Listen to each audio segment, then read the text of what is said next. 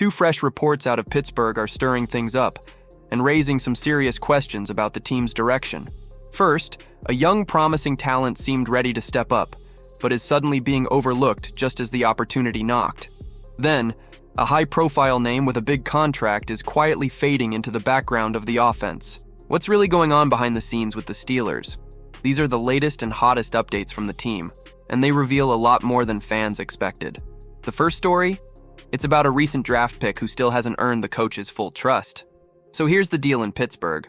With Calvin Austin III banged up and dealing with a shoulder issue, you'd think Roman Wilson, the Steelers' second-year wideout, would be primed to step into the spotlight, right? Well, not exactly. Despite the clear opening, the Steelers are still playing the wait-and-see game with Wilson.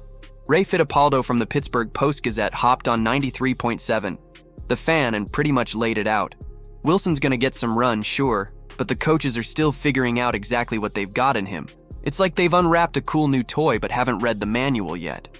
Even though Wilson's had more snaps than both Ben Skowronek and Scotty Miller so far this season, he's only got one lonely catch for 7 yards to his name. Meanwhile, the staff trusts what they've got in the vets. Skowronek? Reliable, they know how to use him. Miller? The Swiss Army knife of the group. Can plug him in anywhere and he won't miss a beat. That kind of dependability is gold when you're trying to keep the offense humming. Now, Wilson wasn't a total ghost in the preseason. The guy actually flashed some juice. 4 catches, 96 yards, and a touchdown. That's the stuff that had folks buzzing about a possible breakout. But once the game started to count, that buzz turned into more of a whisper. He did most of his damage in the slot back at Michigan, which would make him a natural fit to slide in for Austin. But when Austin went down against the Vikings, it was Miller and Skowronek taking over inside, not Wilson. That tells you everything about where the trust currently lies. And it might not stop there. There's even chatter about Pittsburgh possibly calling up Isaiah Hodgins from the practice squad or poking around for help outside the building. Either way, that's more competition and less room for Wilson to make noise. But what comes next is even more surprising. A sudden shift involving one of the highest paid players on the roster, and this just dropped.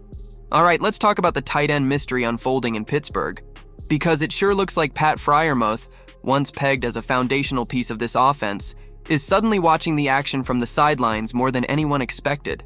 This is a guy who just last season locked in a 4-year, $48 million extension. That's not chump change. That's starter money, long-term investment money. And for the first chunk of his career, Freiermuth earned it.